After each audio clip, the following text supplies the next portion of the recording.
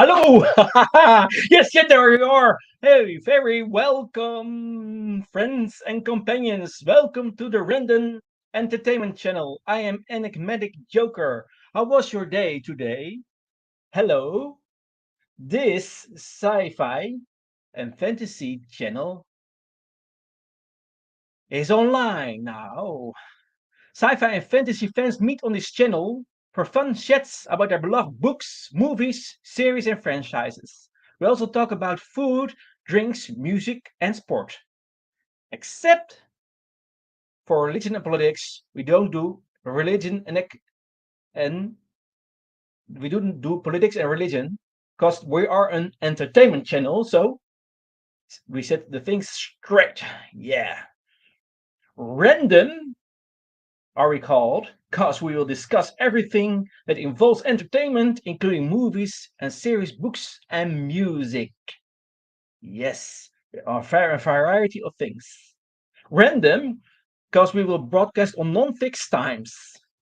In the terms of Doctor Who, we have fixed and non-fixed times. But this channel has not fixed times when we broadcast. So you must subscribe to this channel to know what time the broadcast is. Random, also because we will have no guests or different guests. It depends who wants to join me in the live stream or panel. If you want to join me in a live stream, feel free to contact me via Discord or YouTube and we'll look what is possible. So, my Discord server is called, oh, what a surprise, Random Entertainment Channel, tag Doctor Who. Or you can tag Star Wars, you can tag Stargate, you will find me. So that's my communication channel. I communicate via Discord and YouTube. So if you want to know more info about this channel, if you want to join, if you want to do some things for me for this channel, you can contact me via Discord. You can add me as your friend. You can visit me in the chats. So there you are. We are now on a current series, The Companions of the Doctor.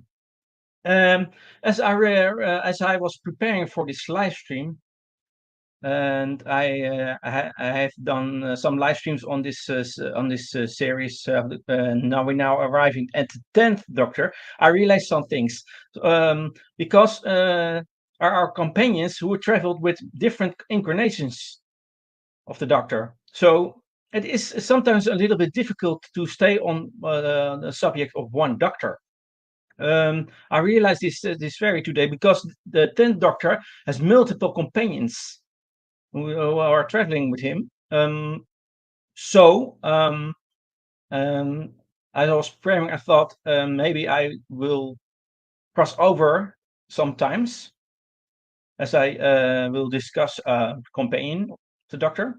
And today by the way, we do Rose Tyler, Mickey Smith, and Jack Harkness. And I will be more focused today on the personalities of these companions.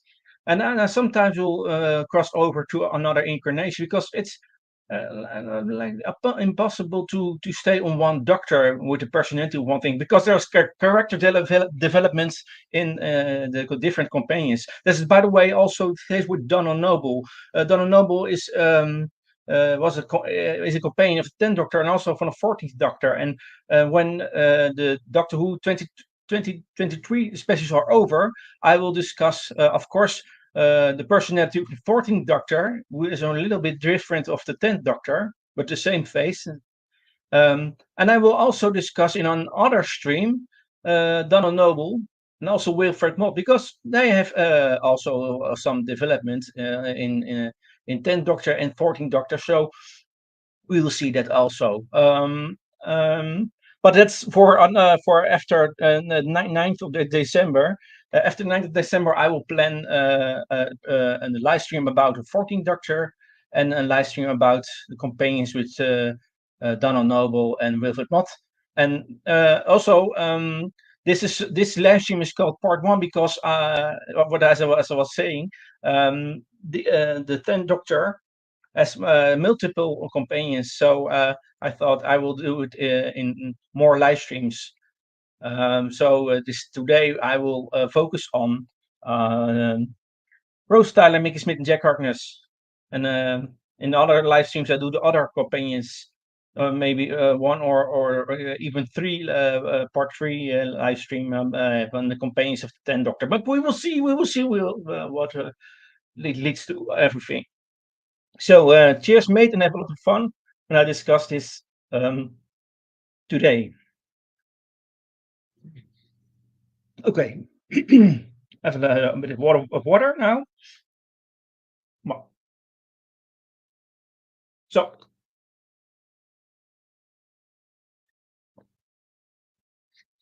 in an earlier live stream I did last week um it was a little bit of kick off of Rose Tyler and Jack Harkness. It was in combination with the Ninth Doctor. You can the in Rose Tyler is witnessing the regeneration of the Ninth Doctor to the 10th Doctor. So there are other dynamics then. Jack Harkness was by the Ninth Doctor. He was a companion of the Doctor, and in combination to the 10th Doctor, he's more of an associate companion, and also because he's in during the time of the 10th Doctor, he's also leading Torchwood. But that is for later. Okay, I will dive now into the personality of Rose Tyler. So. Rose was a resourceful, brave, benevolent, and kind-hearted young woman. According to the Ninth Doctor, she was always asking the right sort of questions. That can be seen in The Long Game, for example. I was quick to adapt to strange events. When she traveled back to the 1980s, when she was just a baby, her father recognized her mother's acerbic wit. And can we see that in the strange episode Father's Day. Rose fell easily into the role of the Doctor's companion and showed great courage in the face of danger. For example, in the first episode of Rose, that was in the time of the Ninth Doctor. She was occasionally prone to screaming when under attack by large creatures such as reapers in Father's Day or a werewolf in Tooth and Claw, but also very capable of holding her nerve when confronting psychological and alien threats such as Daleks, and including the Emperor and Black Dalek Shack in Doomsday, Cyberman in the Rise of Cyberman, and including John Lumick as a cyber controller, The Age of Steel, and some Terrans, including the maniacal conical Sneth, Ice Warriors, including Lord Heskor and Commander Slaan, and the Master in Streamer's incarnation, criminals, including Slideen in Boomtown, and Renegade Blatterine, the Nesting Consciousness, and its Autons in the first episode, Rose, and the Beast, Satan Pit, and the Devros who made the first Daleks in Journey's End. So, that's all. And she was also willing to kill if she had to, using the power of the time vortex to wipe out the Emperor Dalek and his fleet in the parting of the ways, and forcibly ejecting the possessed Toby Z into space in the Satan Pit, and blasting members of the new Dalek Empire apart with a large energy gun during the invasion of the Medusa Cascade in the Stolen Earth. Trapped in Downing Street by the Sledine with the Doctor and Harry Jones, she suggested using the emergency protocols at her disposal to launch a nuclear bomb at them, and prompting Harriet to remark she was a very violent young woman. Can we see that, for example, in World War III. Suspicious of ship's intentions as she lured her into the basement of the New York hospital, Rose picked up a metal rod to defend herself in New Earth, and would likewise brandish a chair group of advancing Oods she and the Doctor initially believed to be hostile in a possible planet.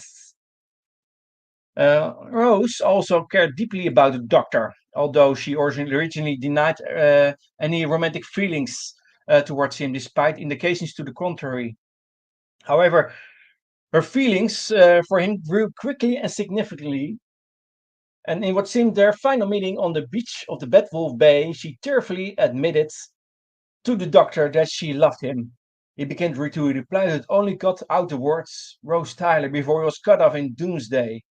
So you can see something that was already a little bit shown in the first series with Rose with the Ninth Doctor, but here you can really clearly see that she had some also some romantic feelings for this Doctor, and it goes very far in other series. But we will discuss that a little bit later. On one occasion, Rose began to question her personal romantic taste in men when she discovered that a rock band which she fancied turned out to be incredibly violent Neanderthal-like mutants known as the Primords, who would set up their shows often by attacking those near the stage and setting some on fire. As the Doctor attempted to find a way to help the group be less violent, Rose noted a direct correlation between if he still fancied them, if they still exhumed primal energy. This can see in a comic. Um, Rose cared a great deal for for those close to her, such as her mother and Mickey. And when Elton Pope upset Jackie, the Doctor tracked him down for her so she could yell at him for upsetting Jackie. For going a confrontation with the Absorloff to tell Elton that no one upsets my mum. So she was a bit of a challenging him in some sense to the order. And after meeting the Doctor, it was clear that the romantic relationship between her and Mickey was all but gone. And we discussed Mickey later in Extreme. As Rose was falling in love with the Doctor. This you're going to see some dynamics with this. And other, in one hand, she's you see her a bit of conflict of loyalty to her friend, but also with the Doctor. However, she and Mickey still remained good friends. After a while, when the Doctor forced her to return to Earth, when he thought he was going to die in 200,100, and Mickey consoled her and helped her return, even after being angry with her for making him feel like nothing when they met previously in Cardiff. And when Mickey volunteered to stay on Pete's world to fight the Cybermen, they shared a teary farewell. Yeah. Yes. Yeah. Now I have some kick off, but we have a guest, and I'm very pleased to announce him. And I will put my earbuds now because if I don't put my earbuds in, I can't hear him. He is a dear friend. He's many times on his live streams. He knows a lot about Doctor Who. He's a little bit sort of a professor or even a doctor to me in terms of Doctor Who. Yeah, we have the great fun to do the streams about the Doctor, and he has, I learned a lot of things of him and details he has and some good information. So I will add him quickly to this stream now. Hello. Hello. Yeah. Can you hear me all right? Hello. Yeah, I can hear you. Okay. Very welcome. Uh, So, what have I missed? Sorry, I'm late. Um, And we've do some introduction about the personality of Rose now, so we're and doing then Rose. explain. Yeah, Yeah, yeah, we covered a bit of her in series nine. Sorry, in the ninth Doctor stream, didn't we? We talked about yeah. Yes, that's right. Yeah. her journey with the ninth Doctor. Mm-hmm. Yeah. Now, Uh, I know Russell T Davis. I know that Russell T Davis said that a lot of the story of Rose in series two, when she's with David Tennant's Doctor, the tenth Doctor, yeah, yeah, and she's quite. He's like he's Russell said that he was kind of drawing on the idea of Rose being in some ways quite insecure about this Doctor. She saw him almost die in Parting of the Ways, and there's now that part of Rose that's really, really scared that that could happen again, and she could lose the Doctor. That she's yeah, seen that the Doctor he's only mortal in a way, yeah. and so she wants to cling to him and to that life for as long as she can now, and we do see kind of a subtle personality change with Rose. She is in that season a bit more protective and jealous of jealous when it comes to like in school reunion when she learns about Sarah Jane Smith being a past companion. Rose does Yeah. get quite territorial about it, Yes, that's right. and she's a she's like, well, he's with me now, you know. Yeah. She's quite mean actually. She's quite cruel to Sarah Jane. I must say that's when, like, I liked Rose in series one, and I think that was where my respect for Rose went down or down to the floor. It's like, you do not diss Sarah Jane. She's, but that was, I suppose, part of her development. It was, she was responding to the, she was dealing with the fact that she'd lost the Doctor once and she was scared of losing him again. Yes, for because of the regeneration, you mean? Well, with the regeneration, but I mean, it is the case that the Doctor almost died, and certainly he changed, and Yeah, she's kind that's of right. just so it's like, she's kind of adjusting to the fact that the Doctor can change in a big way, Yeah. and she still wants that connection with him, Hmm. um, and she's worried of losing that connection. It's like the connection is frayed, and she's clinging to dear life to it still, Yeah. and Um, I think also it's like you do get the sense toward the end that Rose has kind of almost become addicted to this life of danger and alien sight. yeah. It's almost, you know, Rose is kind of adjusting to the fact that she's seen, alien sites and alien worlds, and Yeah. it's kind of, it's very kind of, Hmm. Yeah. you get the sense that this, And very kind of, a psychological adrenal effect on her of, wow, I'm seeing sights no one's ever seen. The excitement. It's almost become intoxicating to her, and you get the sense maybe in some ways it's changing her. It's kind of she's in a way almost the first human to see these sights, or at least she's to, to see the outside one. She's having to kind of that whole inrush of because I mean they do say when you move house that it can be very, very mhm. stressful. It can be very, very kind of Yeah. it can be very emotional, and the relocation and everything like that.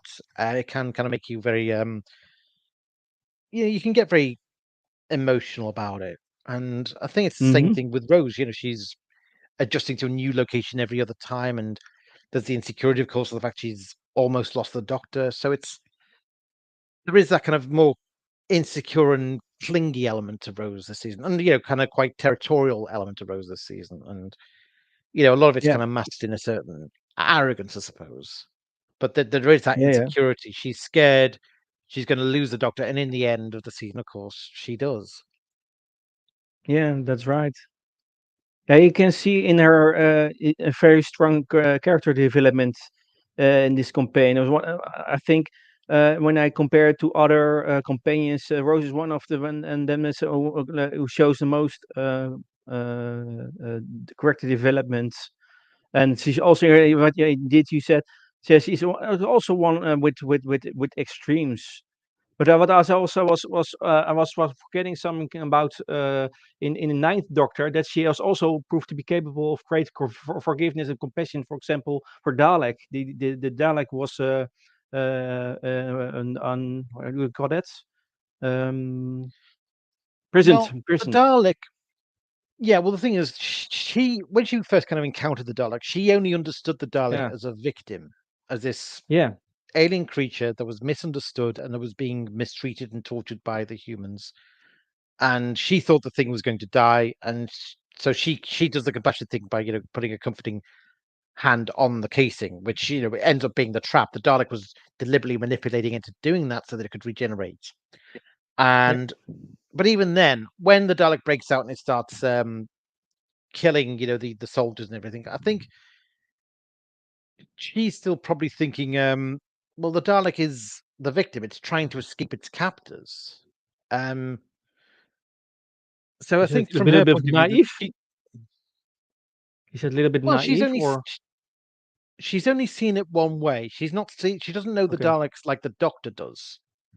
And Mm-hmm. because of that, she kind of does see the Dalek as she doesn't see the Dalek as maybe as evil as the Doctor does. The Doctor kind of sees the evil, and so she's horrified when the Doctor is about to kill the Dalek, and she sees the Dalek, struggling to understand. The Dalek is trying to reckon with human emotions, and she she empathizes with the Dalek because it's there is that kind of side of Rose that wants to do the compassionate thing. The forgiveness, I think, it's more in end of the world where you see that element of forgiveness. That thing where she's saying to the Doctor, Cassandra. you know, yeah, forgive Cassandra, help her, Yeah. don't let her die. And the Mhm. Doctor's like, no, I'm going to let her Mhm. die. Yeah. Yeah. And now the thing is in New Earth when Rose sees Cassandra again, or she's led to Cassandra by that was it was it that servant she has? I forget his name. The one she eventually body swaps with and ends up going back in time to meet her younger self. Um, Yeah. that like he kind of calls to her. Do you want to come this way? And so this time she reaches for a tool, a mallet that she's going to use as a weapon in case there's danger. So it's like she's a lot more cautious this time. She's not as naive as she was in Dalek. This time it's like, well, I'm not just going to trust blindly this time. I've learnt my Yeah. lesson a bit. So you can see there's Yeah. an element of development and growth there. Yes, that's very interesting. Yes, that's something we're looking for. And then of course she Yeah. body swaps with Rose and Cassandra's like, oh my god, I'm a chav. And Yeah. And also, Rose was also willing to call the doctor out if she thought he was wrong. For example, when the doctor brushed aside the danger that Jackie was in when faced with a Slateen, so Rose managed him, the woman she was discussing with her mother in World War III.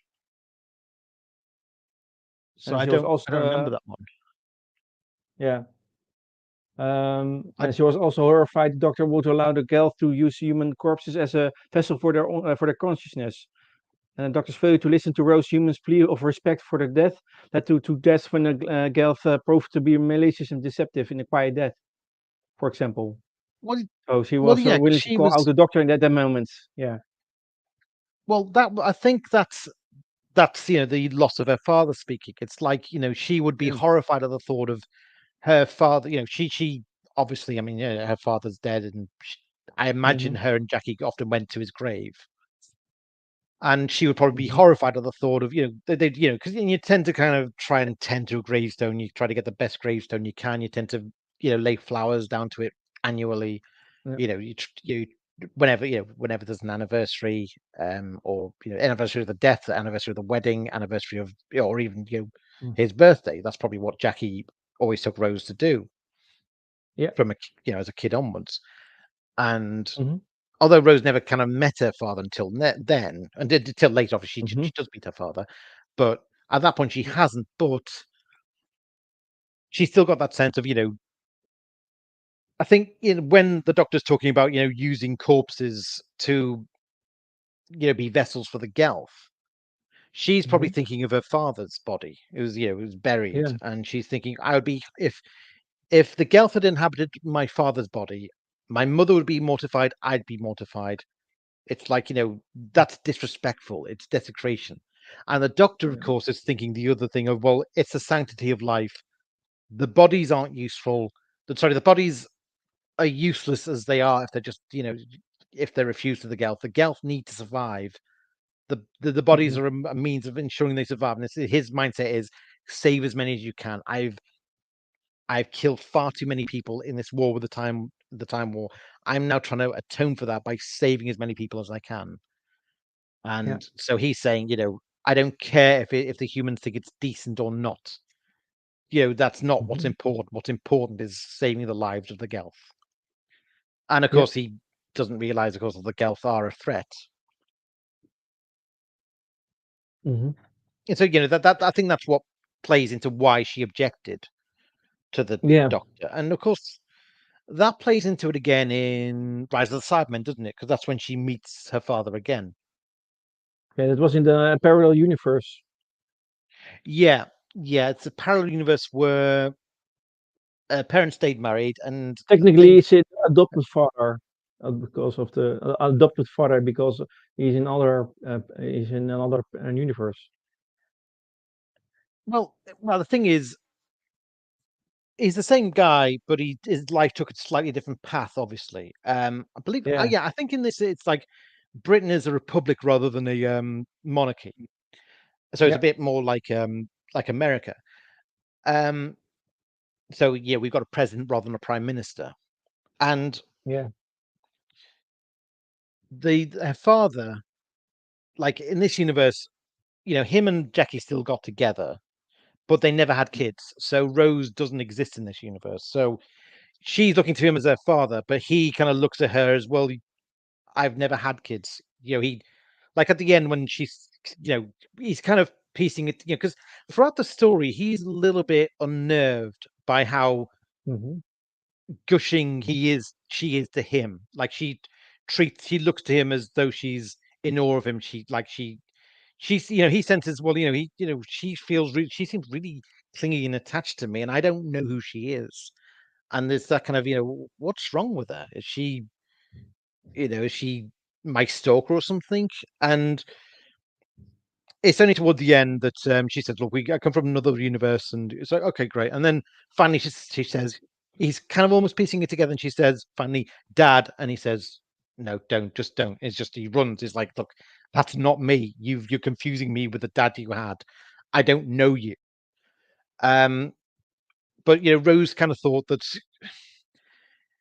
it was a chance to see her father again, and I think she was drawn to that.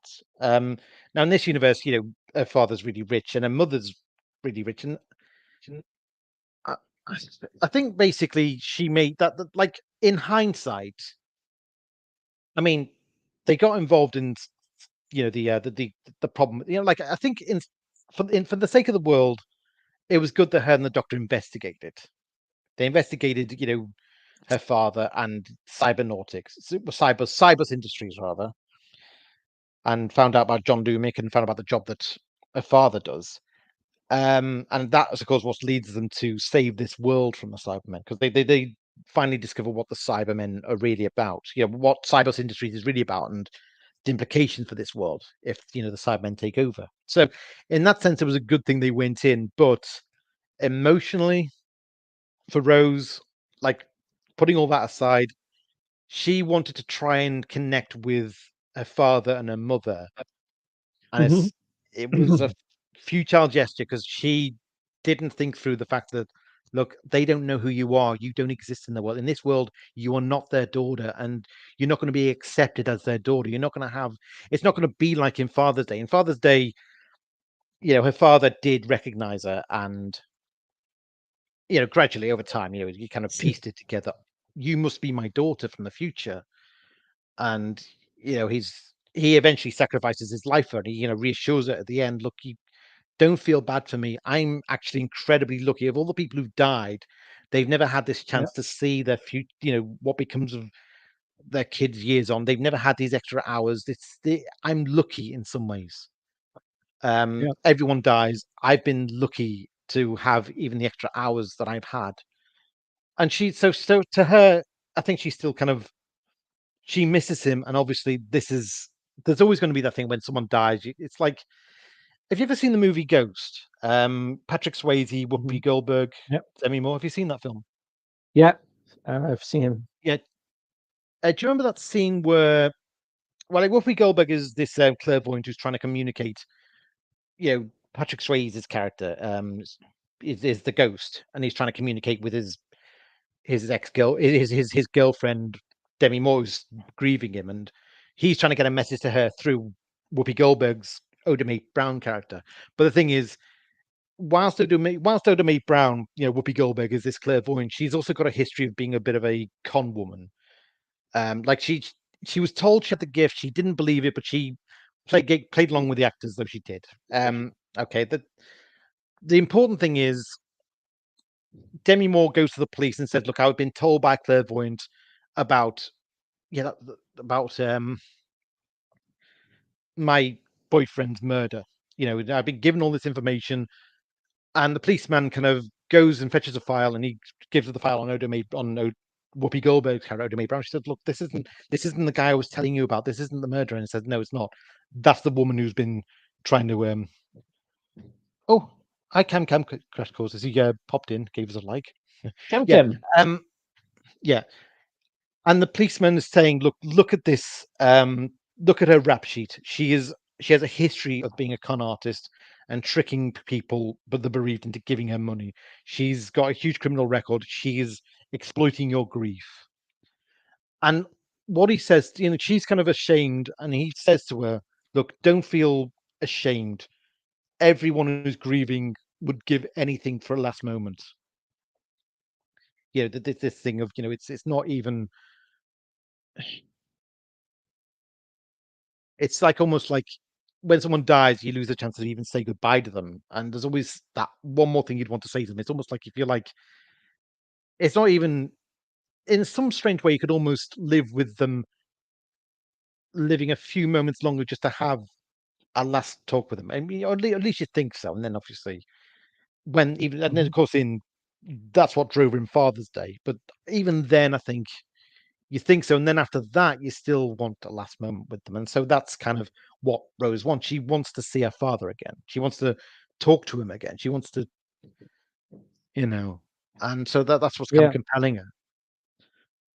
yeah. But I think the problem is that it was never going to work out. It was never going to be a case where it worked out. And there is, of course, the moment where Jackie Tyler, her mother, but it was not a mother now. In this, her mother tended to um, a complete snob, a complete, very kind of really kind of ugly prima donna, rich wag, basically. Wag's a Mhm, wag's basically a slang term for wives and girlfriend. It usually refers to footballers' wives, who mhm.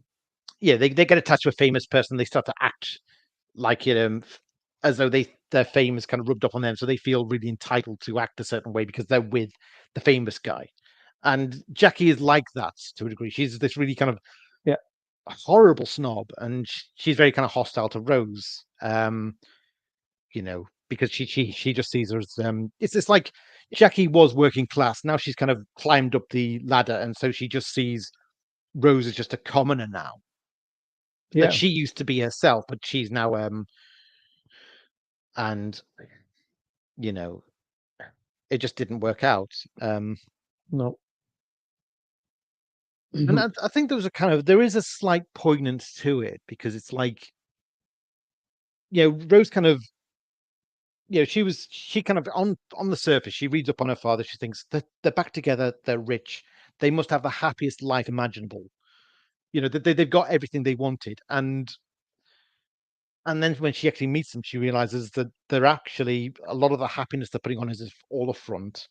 That the marriage is failing, and basically, I think she realizes in the last meeting with Jackie that her mother Jackie, in this universe, that this fame, this money, it never made her happy in the end. In the end, it just made her mother miserable, which is kind of quite poignant, I think.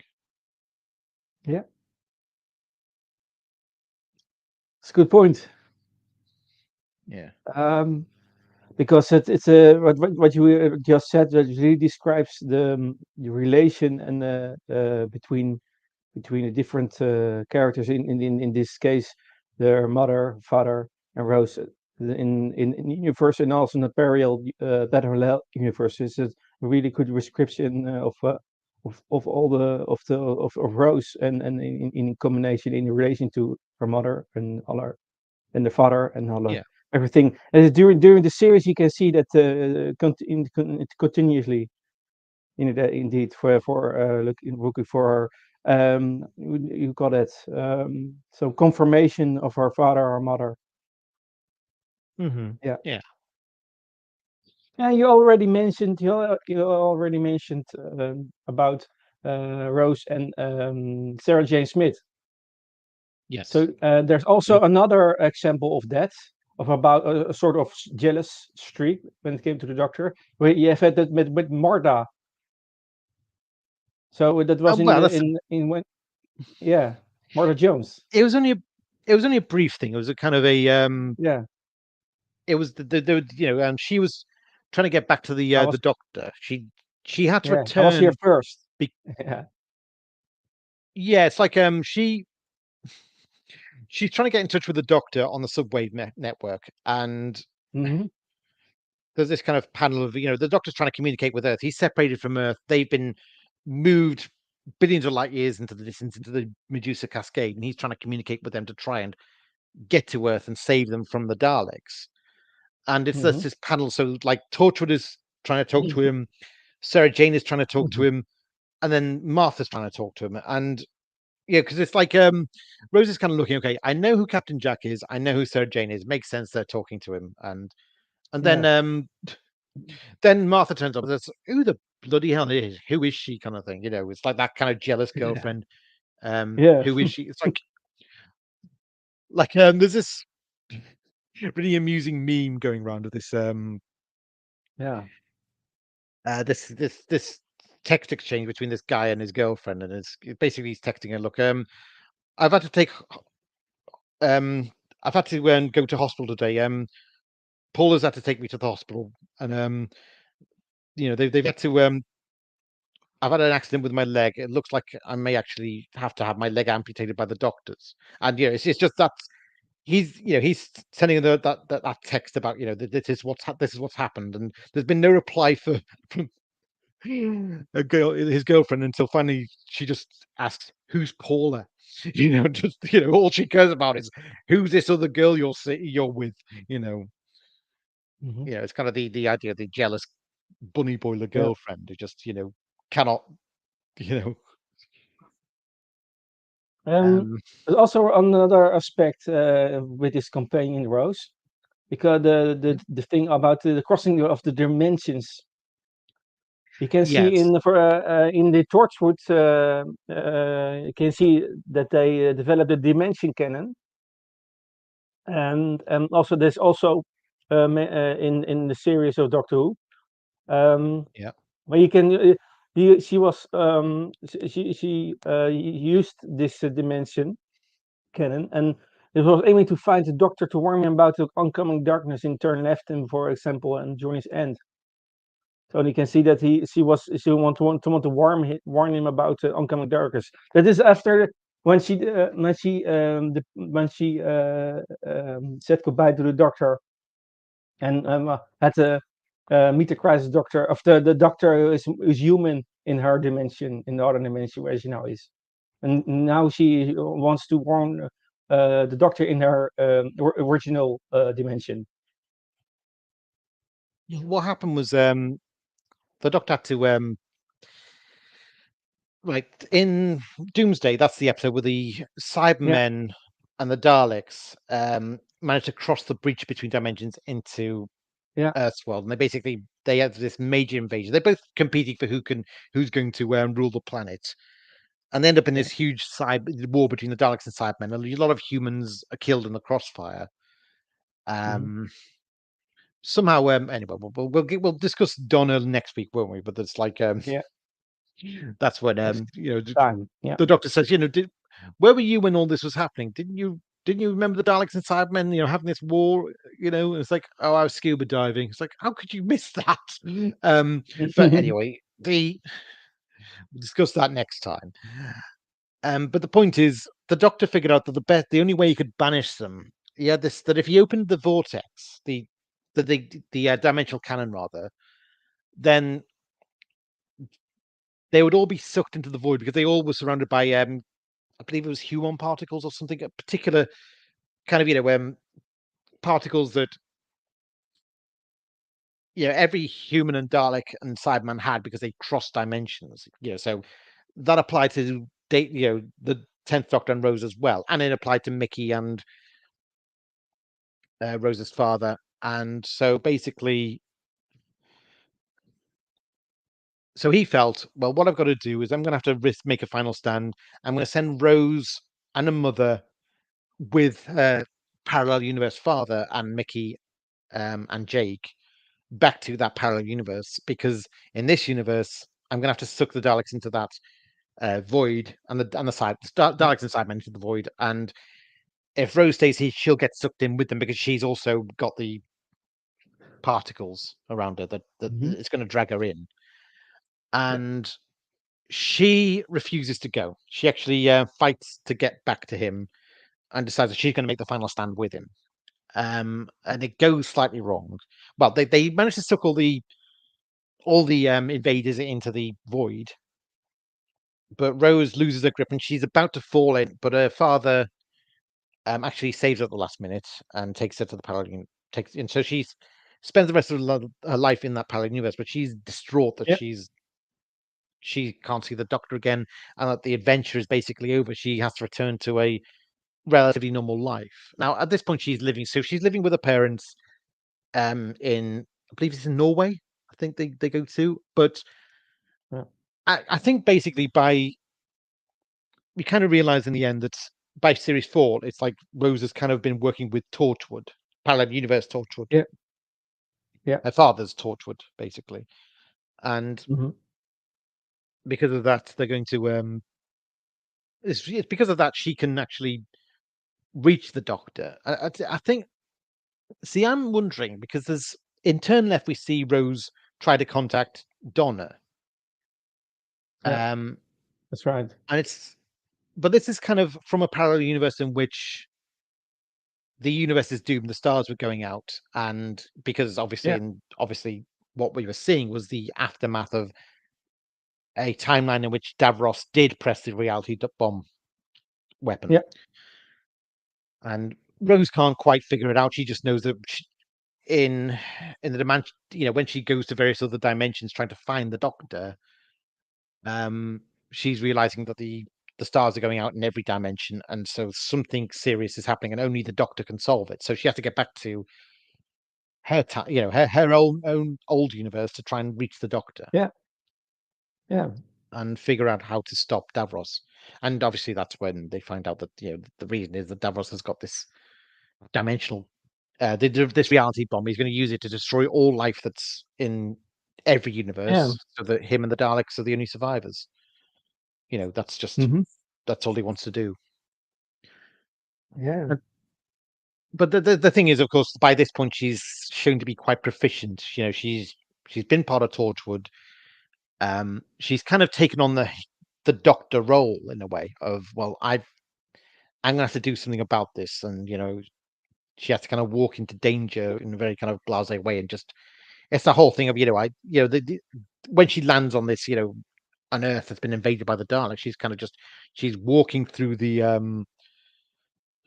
invasion, and she's just kind of intent on a mission. She's unfazed. She just knows what she kind of knows what she has to do. Yeah. She's I suppose she's combat ready, if you know what I mean. Yeah. She's really a warrior But in the now. end, yeah. Now, the thing is, I do And know quite a few. Yeah, no, it's all right. It's just yeah. it's I I know a lot of fans say that they didn't quite feel like it. Like she gets her ending where she is given the clone Metacrisis Doctor. Yeah. He's human and he's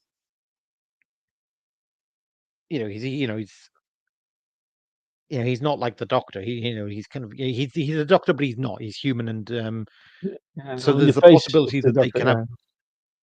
Yeah. So Yeah. there's a possibility they can have a human life together. But she kind of puts him to the test and says, what were you going to say to me before we lost contact? When you told me that I was never going to be able to see you again. Um, and it's, he obviously whispers what he was going to say. He probably was going to say, "I love you." Blech. Soppy stuff, but that's not the Doctor. But and so she kind of gets. I know some fans have said, "Well, look, it didn't feel right that she got the consolation prize. It didn't feel right as a Mhm. consolation prize, and it felt almost like it didn't quite work." And you know, but Yeah. there you have it. Um, so I suppose that's kind of Rose's story, isn't it? Yeah. That's another thing, and she was also a sort of companion to the War Doctor in the Oh no, no, oh no, special. no. That's the moment we discussed that in the War Doctor stream. That wasn't that wasn't Rose. That was the moment, this sentient Time Lord device, and it Hmm. kind of Yeah. created the aspect of Rose Yes, that's right. to talk. Yeah. But she had a little bit a part of it. I suppose so. Well, or it was kind of it. more I think with the consciousness? well, it adopted, I suppose, her aspect and probably some of Yeah, her personality. But I mean, yeah. yeah. But I mean, But but that's obviously yeah, yeah, but you are right. I think we have discussed Rose very well now. yeah. I think so. Yeah. Hmm. So we go further. We switch to Mickey Smith, the personality of Mickey Smith. Oh yeah, Now, Mickey the idiot, as he's called. yeah, Mickey or Mickey Ricky, the idiot. Mickey. Ricky in His the name's alternate, Mickey. It's Mickey. and the ninth Um, Doctor said he's Ricky. You know, I said Ricky. In the first series, he yeah, I is think. also called Ricky. Well, the Doctor calls him Ricky because he's. I think at first he actually does get his name wrong, and then when he realizes it annoys Mickey, he just gets his name. He kind of insists on getting it wrong all the more. Yeah. You know, it's like when people call me Sadako rather than Sadako. But I, uh, I always not so good at speaking your name. I know, I know. I'm just Sadeko, joking. I'm Sadeko. just yeah. But Um, you can see now there's some things in the ninth Doctor has some foreknowledge about Mickey Smith well, in that case. mm, I think it was But that's maybe more a lucky get. hypothetical and a theory, I think, more theory or hypothetical. Because how can you know that the tenth Doctor will meet Ricky in in an alternate timeline or alternate universe? But I that's think another that was. interesting question, I think. I think it was just a lucky guess. I think it was a lucky guess, Oh, and it was. I think it was a. I get the sense it was a bit of a joke paying off. A kind of he's been he's complained all life. Why does the Doctor keep calling me Mickey? And then he goes to this parallel universe where his name actually was Ricky, and he's like, "Oh, I guess I'm Ricky now. Okay, I'll take the name Ricky. This is the name I was given in this universe. My nan's calling me Ricky now rather than Mickey." Um, I mean, when we first meet Mickey, he comes across as very mollycoddle, I suppose. hmm Because when Rose kind of comes away from that, from the when she because of work blew up basically, and he tries to be the concerned boyfriend. Oh, you're in shock. You need protecting. He kind of thinks she's as timid as him or whatever, and he doesn't really buy that she's kind of unfazed and made of tough stuff, really. And then yeah, the Autons capture him and use his likeness to lure Rose into a trap.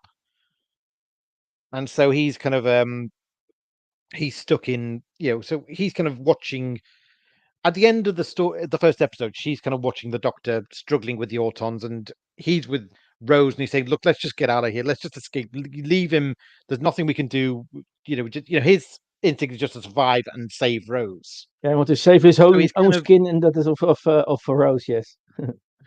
yeah, so I mean he's not a total coward, he's No. not unconcerned about Rose's safety. I feel like if it came down to it, he had to put his life on the line for Rose, he would. But he's not going to put his life on the line for the Doctor because he doesn't know the Doctor, Yeah.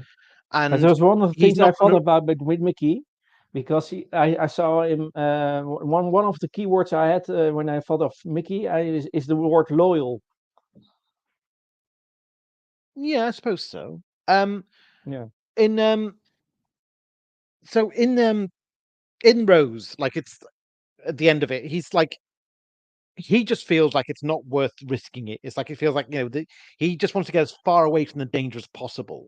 Yeah. But Rose, I think she just knows that she could um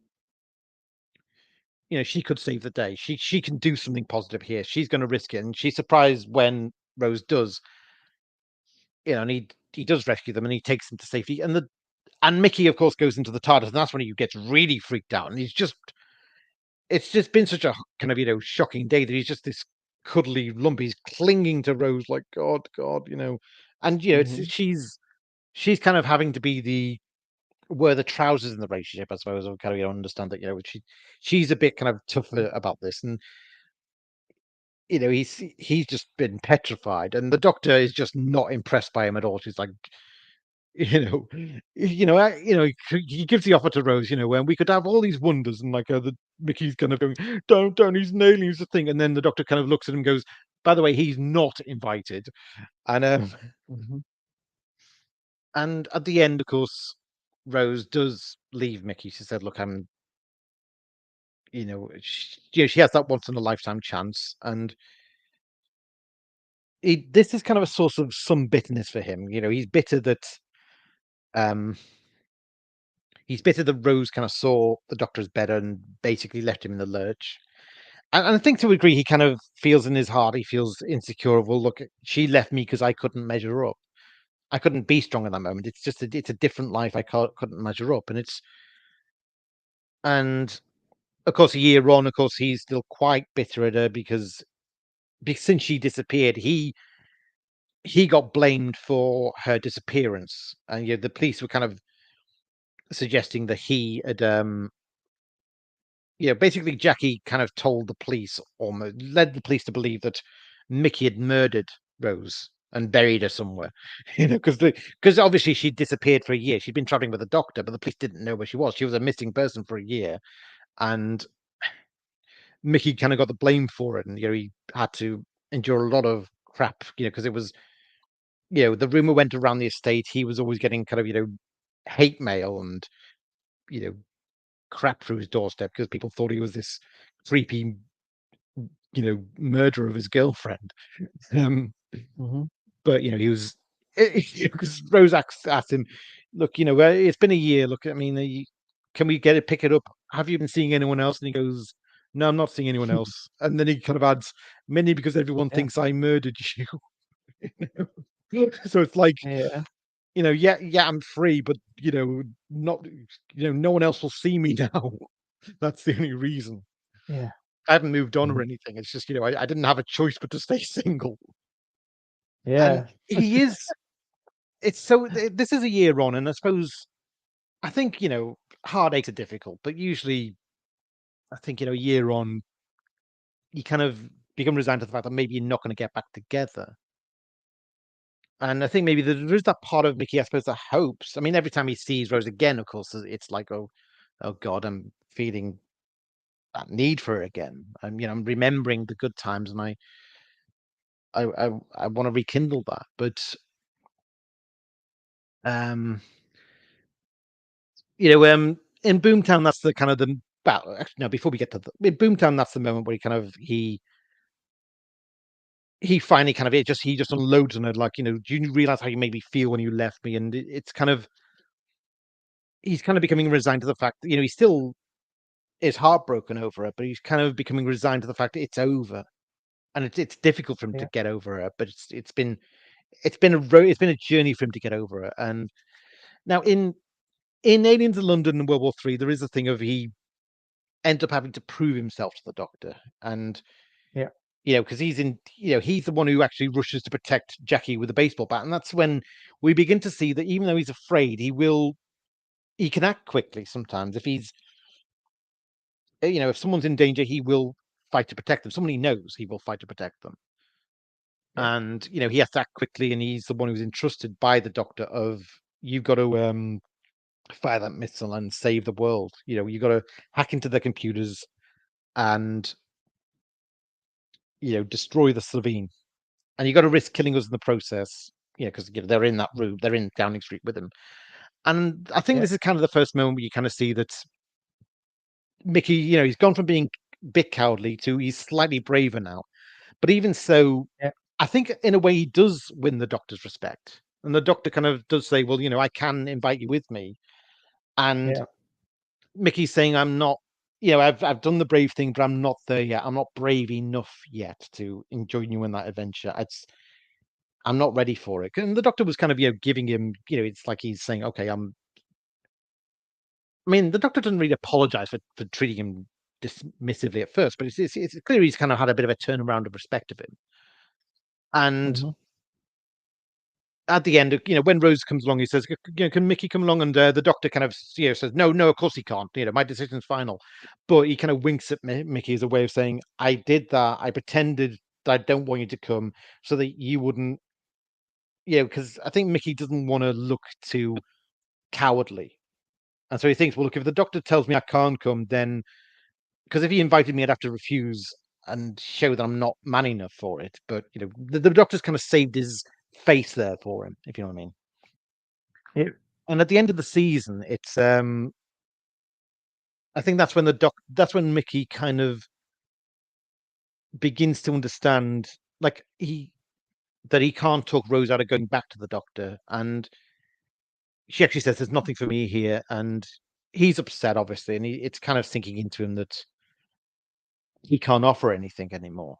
It's Mhm. over. Yeah. But Yeah.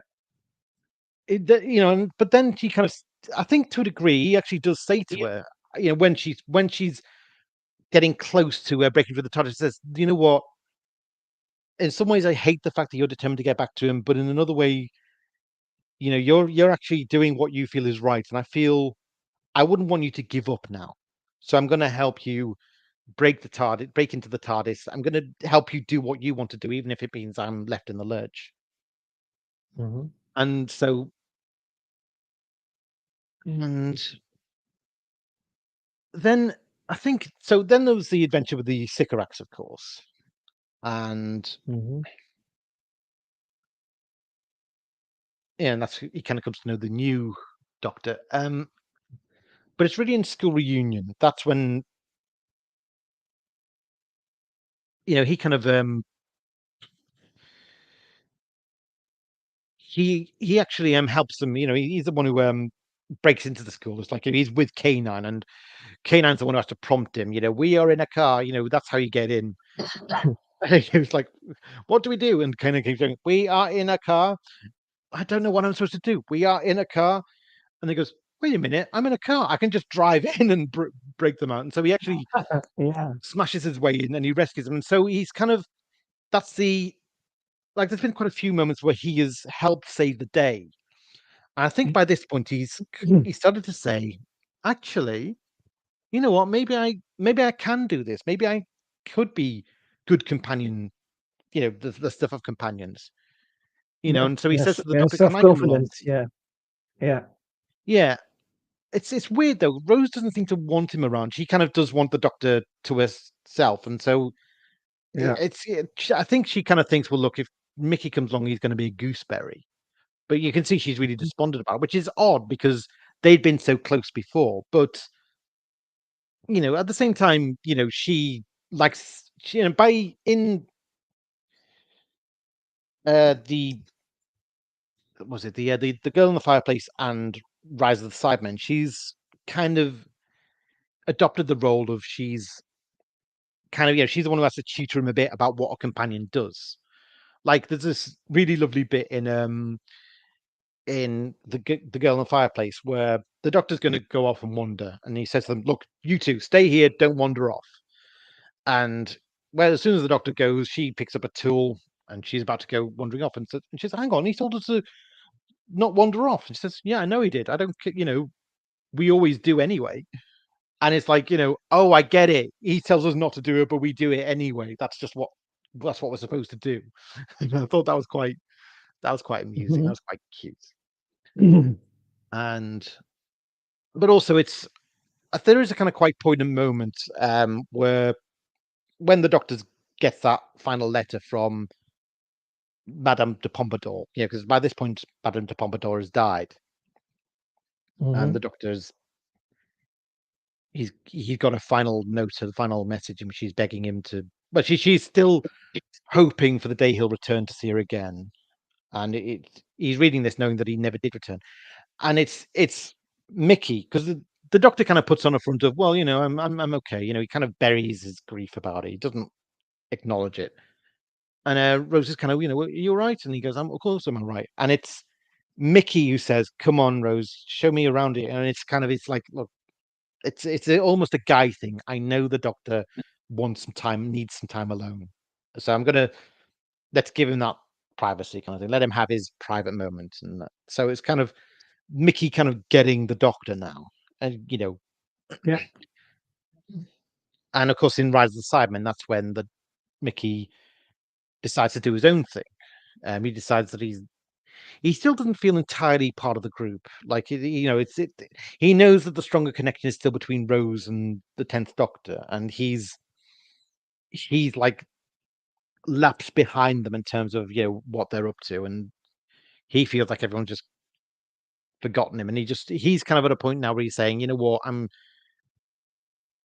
not really in sync with you two. I'm going to do my own thing. And that's when he decides, well, it's a parallel universe. I can actually. I mean, the first thing he does is he goes and he finds his nan, and because in this universe, of course, his nan's alive, and he's kind of telling her, Yeah. look, you've got to. In his home universe, his nan died with this horrible, careless accident with a. She had this carpet on the stairs that was really, really, really loose, and she tripped and died from her accident because she was that old. The fall killed her, and so Yeah. he kind of sees her again, and he's kind of telling her, look, you need to get that fixed, otherwise you're falling, breaking neck, and so that's kind of a motivation for him to stay in this parallel universe and feel like he could have more of a life here. Yeah. And then, of course, this parallel self, who's a bit tougher, dies, and he starts to think, you know what? If I suppose there is a part of him that thinks, if my universe double was this tough and this brave, then maybe I could be that brave as well. Maybe I can do it. And so he kind of teams up with the Resistance. He decides, okay, you know what? I'm going to actually get involved in the action. I'm going to prove myself in this. It's almost like he's afraid, but I feel like at this point, he's had so many circumstances where the monsters have come and he's run or he's fled and he's followed his cowardly instinct. And I think at this point he's fed up of doing that. And he says, you know what? I'm not happy with myself doing that. Oh, hey, PD Rich. Hi, we're just discussing Mickey. We're discussing his goodbye, actually, in Rise of the Cybermen. So he feels like, I think this is the point where he's kind of run away from the battle several times. He had that sickly feeling about it. And now he's thinking, I'm going to go and fight this time. And so he does help in the fight, and he basically takes control of the command ship. He has learned from the morality of the Doctrine that he says, look, we're not going to kill the guards on that command ship. And he actually says to his companion, because he's learned a bit from the Doctor's moral view that you don't just you shouldn't just kill. And he's saying, look, if you kill those guards, what's the difference between us and the Cybermen? And so they find a way to incapacitate the guards without killing them. He takes their airship, and basically he's at the right place to kind of he gets the code, doesn't he? He gets the code that actually unlocks the Cybermen's emotional chip, and because of that, it causes the Cybermen to have this major emotional breakdown that basically destroys them. And so when that there is that thing of Jake wants to get them away, and it's almost like Jake was the tough, brave one at the beginning, and Jake thought nothing of Mickey, sorry, because Jake, was very fond of Ricky, and he just sees his double as this pathetic shadow of the guy he knew, and he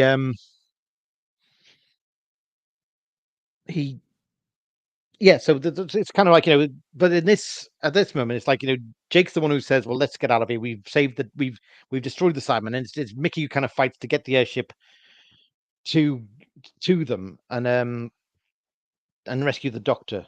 He risks it to rescue the Doctor, and he's really determined at that point. I'm going to go through fire to save them. I'm going to save Rose. I'm going to save the Doctor.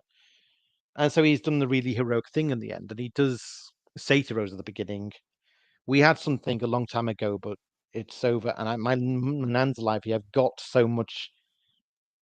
There's so much for me here. I'm going to stay. And so they have that goodbye. But He occasionally comes back. He comes back quite a few times. He comes back in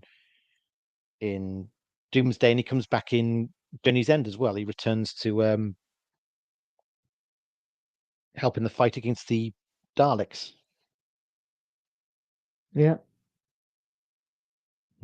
So And we see we him. see a growth to Yeah. him as well. And Yes, that's right. I think, but this also that was another thing I want noticed. In the time of Russell T Davies, you said it was you can see some he's really some showrunner who is really in the characteristics of people on the development of characters more than yeah, Moffat, for example. So it's not. yeah, I see. Yeah, that's so. This is Mickey Smith from a little bit coward to a really brave and to really self initiative. You see the developments during the series. yeah. So I that's think what very also it is strong. about. It's also you kind of once he's in kind of highly intense situations, he does Yeah. does cause him to think quicker a lot more. Like, and then the classic example in Journey's End is when I think he sneaks away from the Daleks as they're about to test the reality bomb on a sample of humans, and Hmm. Jackie is trapped in there. And he looks through the window and he thinks Jackie's going to die, and then quickly he looks at his own dimensional teleport, and he's at the window. Look, use the teleport, use the teleport. It's like it's the quick thinking thing. When he's thinking against the clock, he's actually quite good at being resourceful and being shrewd about how to escape. How to save his friends, and so that's what they do. Yeah. That's kind of what Mickey's become. By this point, he's become very, very. He's kind of got the soldier's instinct by this point. Of quick thinking. Performs well under pressure. You know, he's kind of he's used to highly intense situations now. Where you got to kind of think on your feet a lot more, and he's very good at that. It's kind of almost saying that you never know quite what you're capable of until you really put yourself to the test. And Mickey has done that by this point. He's put himself to the test, and he's kind of shown that he's very, very good at what he does. Yeah. But in the end, we see that Mickey eventually went into freelance, and he's fighting along with Martha Jones. Only Yeah, married. they met. Yeah, they met Yeah. briefly in Journey's End, and Yeah. I think he knew Jack, and Jack obviously knew Martha because Martha had worked in Torchwood, and so Mhm. we can imagine that's probably where the relationship kind of formed from. But I mean, it's we don't given much more than that, but it's all kind of speculation. But they do seem to get married, and I suppose I'd imagine it's probably the fact they both had the companion experience. Yeah. So shall we talk about Martha then? Yeah. No, Jack, because Martha we do another stream. Oh yeah, Jack that's right. Harkness. That's right. Yeah, we do. Yeah. Oh yes, we do. Yeah, Martha's next week. Yeah, Martha. Yeah, but Mhm. Jack Harkness is a very interesting character because his personality was willfully enigmatic in the beginning. He enjoyed his persona of mysterious time traveler, by the way. And you Yeah, can see he that was a bit much of of a. which remains that mysterious time traveler, much of which remained constant in his experiences with Torchwood and the Doctor. So there are many mysterious things about him. Hmm. Yes. That was before being cursed with immortality, by the way. Yes. Yes. Because when we first meet Captain Jack, he's a bit of a hustler, isn't he? He's a bit of a huckster. Yeah, He's a con yeah, artist, and so I think he kind of puts on an act at first, and yeah, we're never quite sure what to make of him. He's kind of is he pretending to be this kind of yeah, yeah. because he romances Rose very, very quickly, and Yeah, in beginning he was flirted with the most people in beginning. You see him flirting with and then does and with people in the beginning, well, that's the culture he comes from. He comes from a culture and where also with robots, by the way. Also with robots, by the way, he's flirting with people in the beginning when you see him. oh yeah, yeah, yeah. Hmm. And Well, I mean, it's just, the doctor offers, yeah. I mean, Oh, to a degree, I think it's two things. It's the culture of the future he's from, and it's culture where all the it's kind of a very he comes from a much more liberal time, doesn't he? Where humanity has mingled with all these different races, and they probably a lot of religious mores and morals have kind of dissipated, and so you know the, he's been raised in an age of sexual liberation.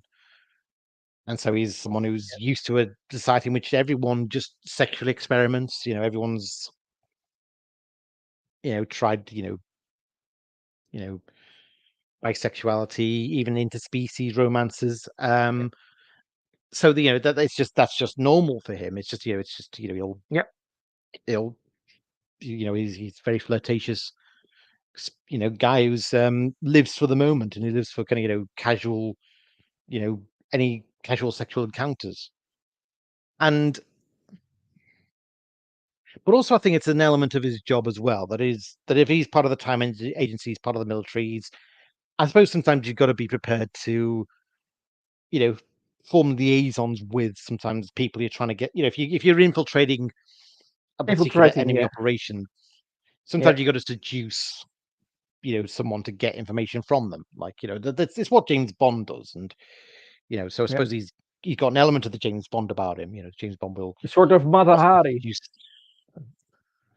Sort I of guess so. Yeah, I Matahari. mean, yeah, like James Bond will, sometimes find a way to James seduce the Bond. henchman's woman, but Captain Jack Harkness can do that. He can flirt with the Uh, henchman's lady, he I, can flirt with the henchman's right hand man. Because he's he swings both ways, doesn't he?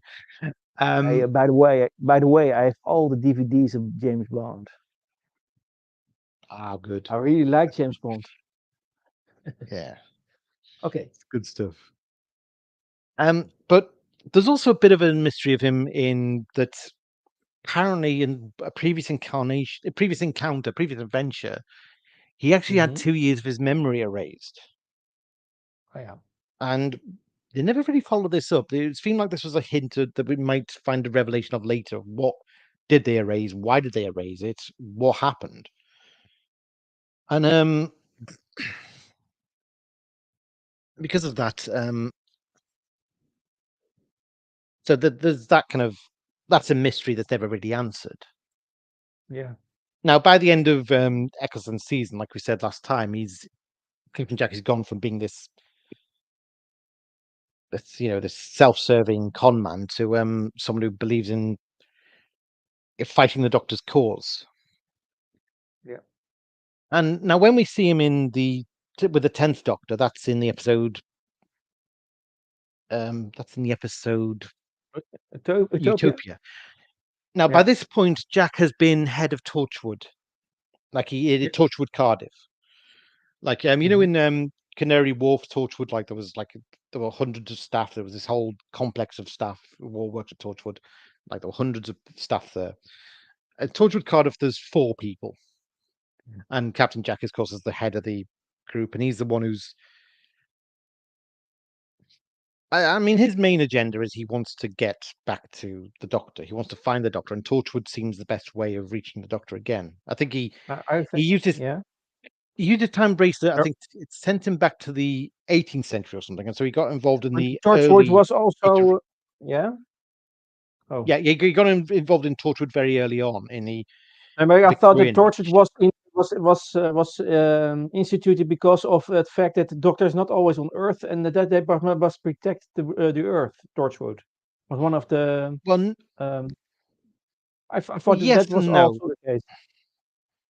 Well, no, Torchwood. But I mean, Torchwood was that's kind of in its current form. That's what Torchwood exists for. It exists to Hmm. be the defender of Earth when the Doctor's not there. Yeah, But what it was yeah. I originally thought set that. up for was actually to be. It was originally set up by Queen Victoria because Yeah, it recognised the Doctor as an enemy, yeah, and it said, "Well, you got to be prepared for the return of the Doctor." So it was kind of it was a mission slide, if you know what I mean. Kind of a mission drift. yeah, yeah. Yes, It was yes. set up to repel the Doctor, and now it's kind of become about just working with the Doctor, but being prepared to be prepared to fill in for him when he's not around. And so that's what Jack does. And he kind of, his main thing, of course, is, he's very loyal to his staff. He's had to, he goes through quite a lot in series 1 of Torchwood. Um, Mm-hmm. he loses Susie. He loses various staff members. And But at Yeah, the end, that's he finds the Doctor again. Like he basically has been waiting for, he's basically keeping the severed hand of the Doctor. Part of the Doctor's hand was cut off during the Christmas invasion. It fell to Earth, but because it was quite early in the Doctor's regeneration, he was able to regrow the hand. So that Mhm. hand is basically, it's something that Captain Jack keeps hold of because he knows that if the Doctor arrives, then the hand will probably react. He'll probably kind of show signs of reaction, so the Captain Jack will know based on that the Doctor's returned. And so he rushed. So when he gets a sign of the Doctor's return, you actually see Jack rushing to the TARDIS. Like in fact, at the end of Torchwood Series 1, you hear the sound effect of the TARDIS, and you see Captain Jack has run out, and it's like, where's he gone? And you kind of know he's gone to find the Doctor. And the follow up of that is in the episode the episode Utopia, Yeah. where Jack sees the TARDIS and he's running to it, and the Doctor actually tries to take. He actually he sees Jack coming, and he just decides he's not going to stay and wait for him. He's going to ditch him. He's like, well, I'm not waiting for him. I'm getting away from him. And Jack has to leap onto the TARDIS, and he actually makes the journey into the vortex with him, and it lands him in Mhm. the near end of the future. And so Jack's clearly fond of Martha, but the Doctor's very, very cold to Jack, and because the Doctor thinks there's something very, very unnatural about the fact that Jack has died and he's still somehow alive. Is there some dying kind of anomaly now? And it's almost as if, like the way the Doctor kind of treats him as, look, the TARDIS couldn't get far enough away from you because that's how much of almost a freak you are. And it's almost like I was watching this thinking, it's almost hinting that the Doctor maybe in some ways is a bit prejudiced, that he kind of that now that the Jack has kind of changed. It's almost like that this part of the Doctor that just refuses to accept him because he's almost too different now. And it's kind of, you're kind of seeing that there is that kind of maybe dark kind of bigotry to the Doctor almost, if that makes sense. Mhm. But it's kind of they work together. Like Jack has realized that when it comes to the dangerous missions, he is unfortunately the go-to fall guy. He's the one who has to go into the reactor room because he's the one who can die and come back. That's just how his body Yeah. works, how it operates. You've seen Torchwood, haven't you? Yeah. That's all the 4 series. Mhm. Yeah. Do you remember in Children of Earth, they actually literally tried to kill Jack by basically dismembering him and encasing every part of his body in concrete. Mhm. And Torchwood actually were able to break the concrete apart, and his body just basically reattached itself, and he basically came back to life. That's how Yeah. immortal he is, kind of thing.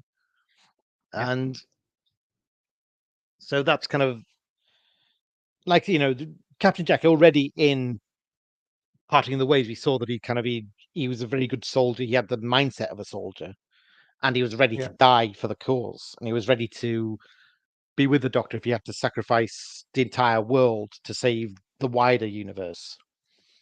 But obviously now there's an element of he can survive anything. It's like he's got that soldier mentality, but he's also got the immortality. So he's like it's allowed him to be as brave as brave as he likes now. Mhm. Now the thing about Jack, of Yeah. course, is that unlike Rose or Mickey or Martha, he has a bit of future info. Like when the Doctor mentions the Daleks or Gallifrey to Rose or Mickey, they don't know what he's talking about until they first meet the Daleks, and then that's when the Doctor has to explain what the Daleks are. Jack, however, he's from a future where humanity has dealt with the Daleks in the past, and he's like, "Oh, I remember the Daleks. They were the greatest military power in the universe, and then one day they mysteriously vanished." And then the Doctor says, "Yeah, they went to fight a war," but it's like that's part of Jack's history. In history, the Daleks are just a part of human history, but he knows about them, and he also knows about the Time Lords. Because he actually asked the Doctor, he says, "How did the advanced society of the Time Lords create a psychopath like the Master?" And the Doctor has to tell him the story of how the Master was driven mad. Yeah. And now the thing is, of course, when the Doctor discovers that Jack is still part of Torchwood, that's when the Doctor's horrified. Like, he's horrified about the fact that, obviously, the Doctor never approved of Harriet Jones using the super weapon to destroy the Sycorax ship, and it was retreating. He said what you did there was murder. They were retreating. It was you basically shot them in the back, and the Doctor's so furious over that. So he has something against Torchwood on that grounds, and then of course the whole business of the fact that Torchwood, in experimenting with the rift and experimenting with the bringing the ghosts of the Cybermen through, it's like it's because of the careless blundering that it actually brought damnation to Earth. It actually brought this Dalek Cyberman war to Earth, and I think there's also that element of bitterness that the Doctor is. But that's what meant that I lost Rose as well. So, because Doctor is still still not nursing sore feelings about that, I suppose. But he morally disapproves of Torchwood, and he disapproves of the fact that Jack is connected with them. He just sees them as this very, very mercenary, dark, covert military force. The same way, some people see the CIA or MI5 as a very sinister body you can't really trust. And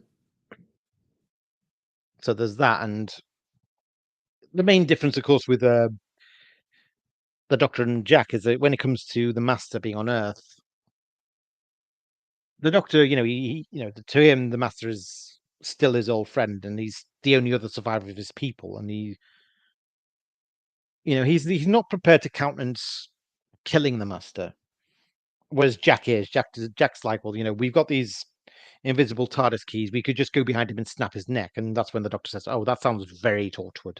So he really disapproves of how Jack's going to going to prosecute this fight.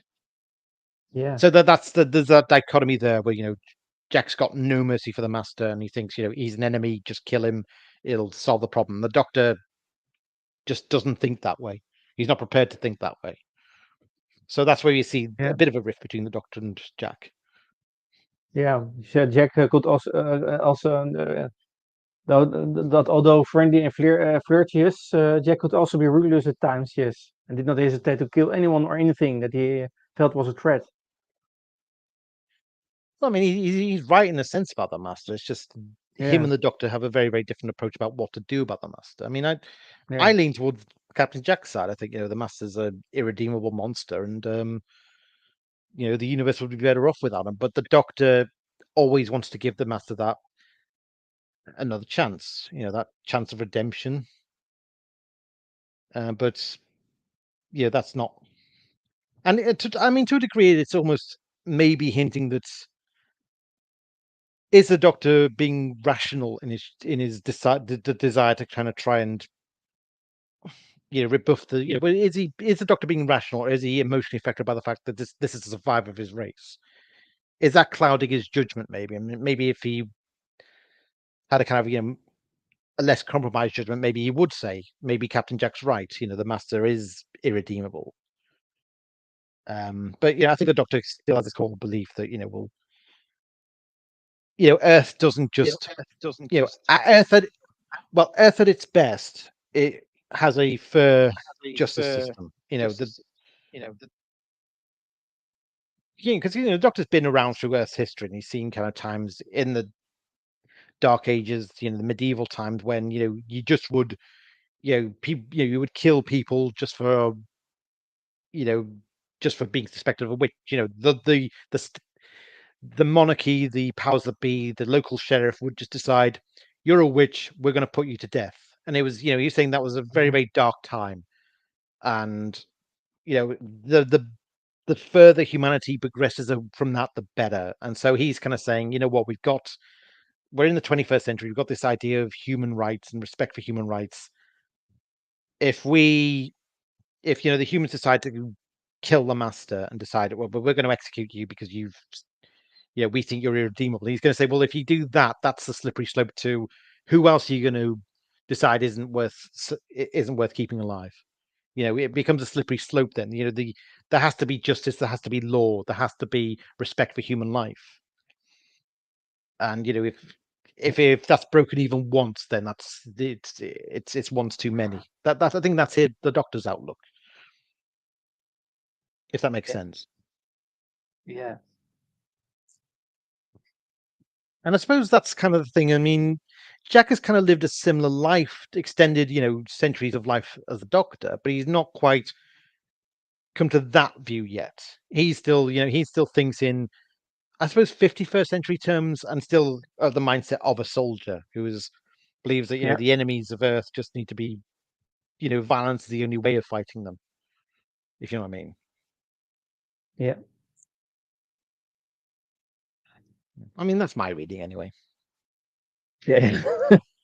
Because at the end, it's Captain Jack is the one who's says once the Doctor has beaten the Master and the Master's lost his power, and he's in handcuffs, the Martha and her family as kind of they're saying, what do we do with him now? And we're saying we kill him, and Captain Jack joins in to say we execute him, kill him. And it's the Doctor's the one who says, no, we're not going to do that. I'm going to take care of him. He's going to be my prisoner for life. And of course, it ends up being the Master's wife who shoots him. But it could have been Jack. Captain Jack could have been the one who decided, I'm going to shoot him. Yeah.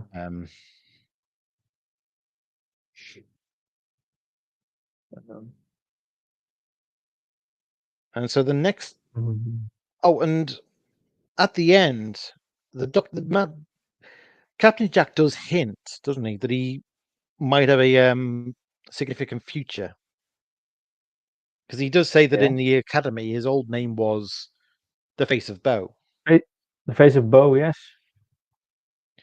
And so that's when the Yeah. penny drops for the Doctor of, well, hang on, if Jack is immortal and he could technically live on for millions of years, then he could actually become the Face of Bo that I've kept on seeing in the future. Because he first sees the Face of Bo in End of the World, then meets him again in New Earth, and at that point, Face of Bo is potentially going to die. And then in Gridlock, he sees the Face of Bo again, and this time the Face of Bo is dying, and he's like literally dying. He's at the end of his life. He's kind of his life is exhausted, and he whispers to the Doctor, "You are not alone." And there is that kind of enigma of it's a hint that there is another Time Lord out there. The Master is out there. Well, Yeah, Yana, it's Professor it could Yana. be. Yeah, well, it's a hint that there is another survivor of his people. So it's kind of giving the Doctor Yeah. hope, but it's not quite told Yeah. him it's the Master. But in hindsight, it must be the Master. And in hindsight, the only way the Face of Bo could know this, possibly one way the Face of Bo could know this, is if the Face of Bo actually is Jack's distant future self. Yeah. When the Face of Bo was kind of, all that was left of Jack by this point was his head, and it had kind of been age had done its work, and he was now kind of just this aged giant head now, Yeah. bloated, massive Big head. head. Big head. And so, Oh. but there was one more appearance we had of Jack, wasn't there? Yeah. Two more, wasn't there? There was in Journey's End, Stolen Earth and Journey's End, Mm-hmm. because that's when they have to fight the Daleks, isn't it? Yeah. Dalek fight. Mm-hmm. Um.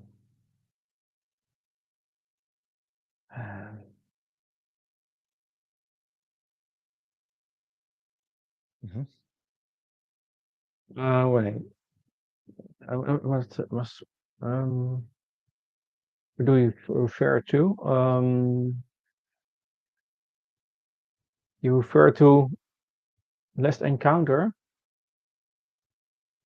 Yeah, the Stolen Earth and Journey's End. That's the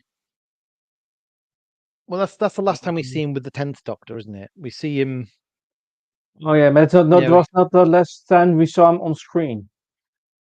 I was a little no, bit no. The last time. confused because last time we saw him was with the 13th reincarnation, Yeah, that's right. Yeah, in the Revolution of fugitive the of the Daleks. Judoon.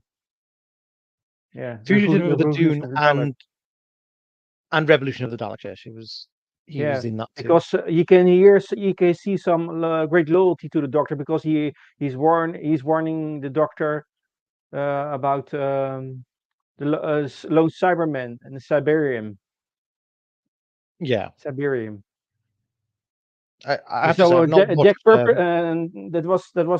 that Jack purposely allowed himself to be arrested and imprisoned for 19 years just to break her out the Doctor. Yeah.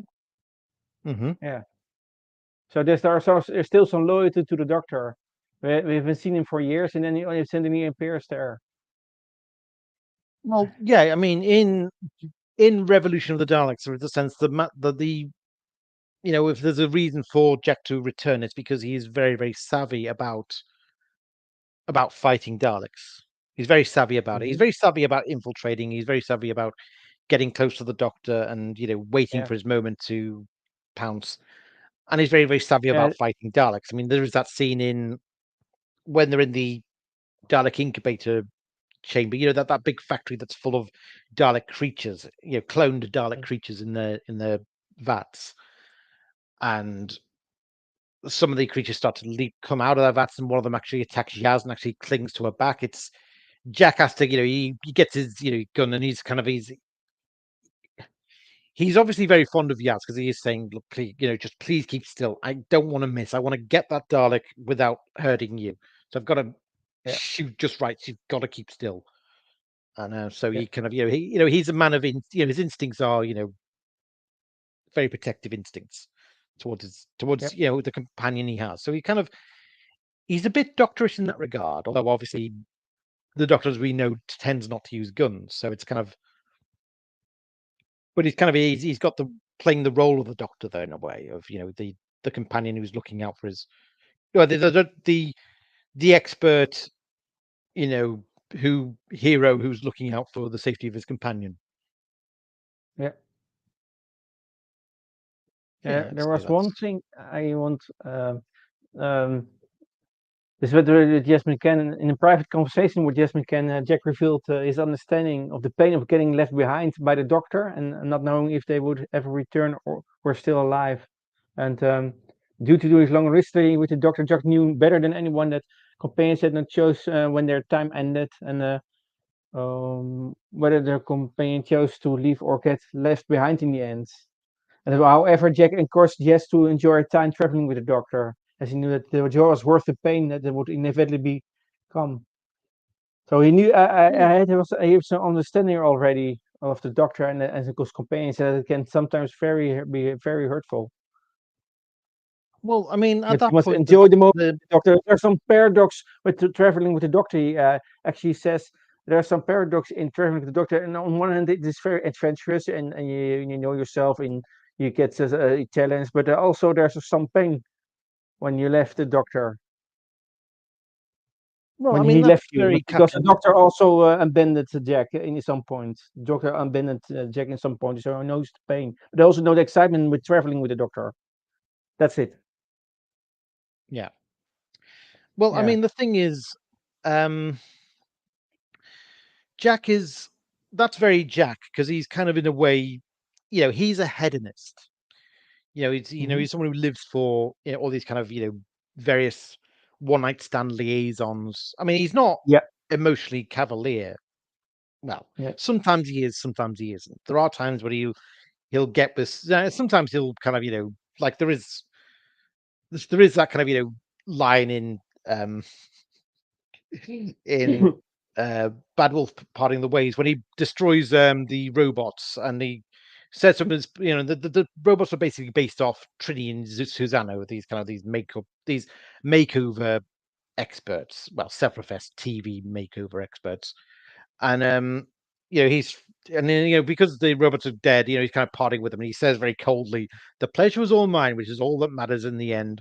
So that's just he's only out. He's got the morals of an alley cat when it comes to sex, it seems. But there are moments in Torchwood, particularly one of the last stories, where you really get the sense that some of the liaisons that Jack has are actually very. He can sometimes get. Sometimes they can be very passionate ones where he really does care about the person he's with, and Yeah. it's hit and miss, I suppose. Sometimes just kind of he lives for pleasure, but then he's kind of also he kind of he's I mean, I think to a degree, to be that intimate with people, you've got to have an element of emotional intimacy as well. So he's there for Yeah. people as well, and I think in some ways what he's talking about with the Doctor is the idea of hedonism. It's the idea of live life to the fullest. I suppose that's what Rose has in mind as well, but it's just that Jack's a lot more bold and a lot more you know damn the consequences about it. You only live Yeah. once, absolutely, kind of thing. Yeah. But he's kind of saying with the Doctor, it's like that isn't a once in a lifetime chance to experience the adventure with the Doctor, and it hurts. But it's like, do you look back in your life and say it hurts that it ended, or do you look back in your life and say, damn, I missed it all completely. I had that chance and I missed it all completely. So he's kind of saying to Yaz, yeah, it hurts when it's over. It's sad when it's over. But if you look back in your life, you think, well, look, it happened, and I don't regret that it happened. You know, Mm-hmm. my life would have been far poorer if it hadn't happened. If you know what I mean. Yeah. And and he's also saying it changes you in a big way. Changes you Mm-hmm. profoundly. And it's also, I think, I get the sense that when he's saying it very reflectively. It's like it's a long time since he's seen the Doctor again, and you think he's been thinking through how it was for him, and he's probably obviously because he's got that sense of emotional intimacy with people. He's thinking through what it was like for Rose and for Martha and Donna. Maybe it's also because of what he saw happen to Donna as well, but we'll get into that next time, obviously. Yes, that's right. So I Perfect. think have we covered it all? I think with those Yeah, the big three. big three. Yes, we covered it all. Doctor Who and Excellent. Torchwood. Yes. That's perfect. But so that was I was saying in the beginning of the stream, the 10th Doctor, or he can call it 14th Doctor, had multiple campaigns on screen. So that's the reason why we do more streams of the campaigns of the 10th Doctor. Yeah, we had to split So this in next half, time, didn't we? yeah. Till next time. So the next time we will cover other companions of this wonderful Doctor. Yes. Who are we Okay. covering? We're covering Martha, obviously. We've got to cover Donna, and we've got to cover Wilf, and probably talk a little bit Yeah. about kind of guest companions, one-off companions who helped him along the Yeah. way. Yes, in the Yeah. specials. Or when yes, Yeah. that's the plan. So I want to Okay. thank you, Sadeko, for your contribution this time. Okay. No problem. Yes, it was very pleased to hear, and Mm. yeah, it was very it's very funny to do these live streams because we dive now more into the companions. So this is really a good addition to the series of the personality of the Doctor because we dive deeper into the dynamics of the Doctor and the companions. So it's very Hmm. fun to do this. Yeah, yeah. Indeed. Yeah. So Yeah. I'd say so. okay, for everyone, um, enjoy Doctor Who. Enjoy this stream, and if you have some reactions, you can give that. You can also contact me on via Discord or the YouTube. So we'll see you next time then. Very good. Bye bye. Bye everyone. Bye everyone. Bye Thanks for bye. watching.